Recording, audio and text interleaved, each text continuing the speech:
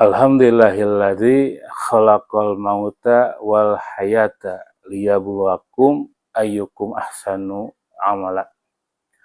Asyhadu an la ilaha illallah wa asyhadu anna Muhammadan abduhu wa rasuluh amma ba'du.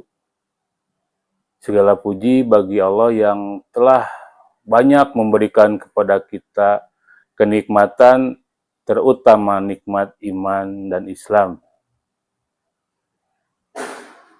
Pada kesempatan ini, saya akan sedikit menyampaikan mengenai khairukum man ta'alamal Qur'an wa 'alamahu. Jadi sebaik-baiknya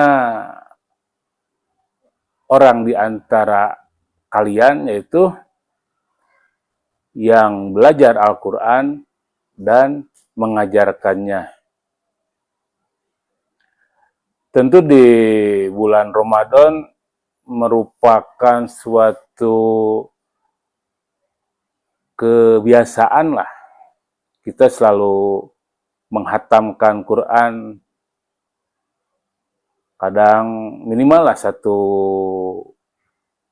kali dari satu bulan itu menghatamkan, malah ada yang 2 kali, mungkin 3 kali.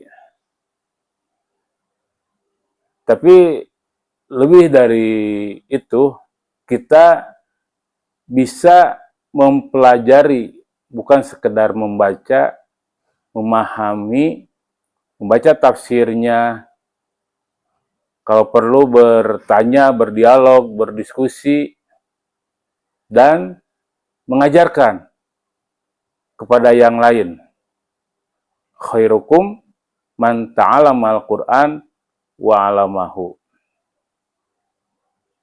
Al-Quran merupakan pegangan hidup. Al-Quran adalah ilmu. Jauh dari Al-Quran, maka jauh dari ilmu. Al-Quran adalah pengetahuan. Jauh dari Al-Quran, jauh dari pengetahuan. Al-Quran adalah keadilan, jauh dari Al-Quran, jauh dari keadilan. Ada 3 orang atau 3 jenis manusia ketika menerima Al-Quran. Diterangkan di surat Al-Fatir ayat 32, 3 golongan tersebut adalah yang pertama yang dolimun li nafsi, yang mencelakai dirinya sendiri. Di tafsir Ibnu Katsir diterangkan bahwa orang seperti ini mereka orang yang melakukan kemungkaran, dosa, dan sebaliknya malah berbuat kesalahan, dosa, kemungkaran, tapi mereka Islam, mereka berKTP Islam. Jenis orang yang kedua adalah muktasid, yaitu hal yang wajib dikerjakan tapi malas atau kurang dalam melaksanakan hal-hal yang sunat. Contohnya, dia rajin sholat. Sholat 5 waktu tidak pernah ditinggalkan. Malah hampir selalu di masjid. Tapi tahajudnya, sholat duha, atau sholat-sholat sunat yang lainnya jarang, atau malah tidak sama sekali. Terus, dia tahu yang haram. Tapi kadang-kadang untuk hal-hal yang subhat masih dikerjakan. Dan golongan yang ketiga ialah yang fastabiqul khairat, biiznillah, yaitu orang-orang yang berlomba-lomba di dalam kebaikan dengan izin Allah. Mereka jangankan ibadah-ibadah yang wajib, ibadah yang sunat juga dikerjakan.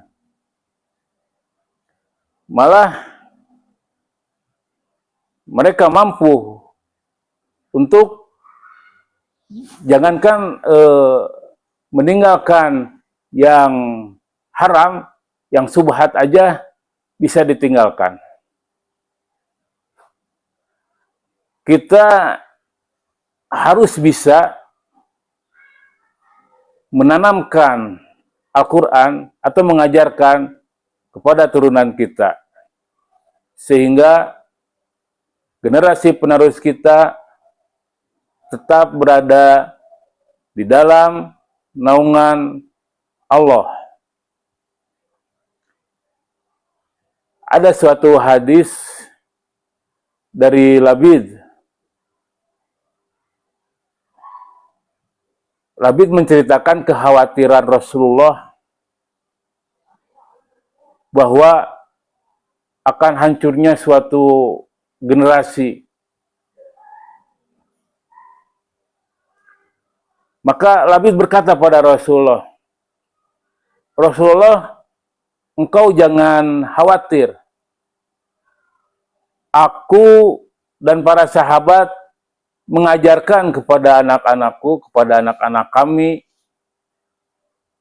dan anak-anak kami pun mengajarkan kepada keturunannya. Rasulullah ketika mendengar hal itu terlihat wajahnya memerah, merasa marah, dan berkata, aku kecewa kepadamu Labid. Kamu itu orang yang pintar di Madinah ini. Mengapa berkata seperti itu? Apakah kamu tidak melihat orang-orang Yahudi, orang-orang Nasrani, mereka mempermainkan, merubah dengan seenak hati kitab-kitab mereka. Demikianlah yang bisa saya sampaikan. Mudah-mudahan bisa dimengerti. Yang benar dari Allah, yang salah dari saya. Itu dengan doa, Rabbana atina fid dunya hasanah wa fil akhirati hasanah wa qina adzabannar. Assalamualaikum warahmatullahi wabarakatuh.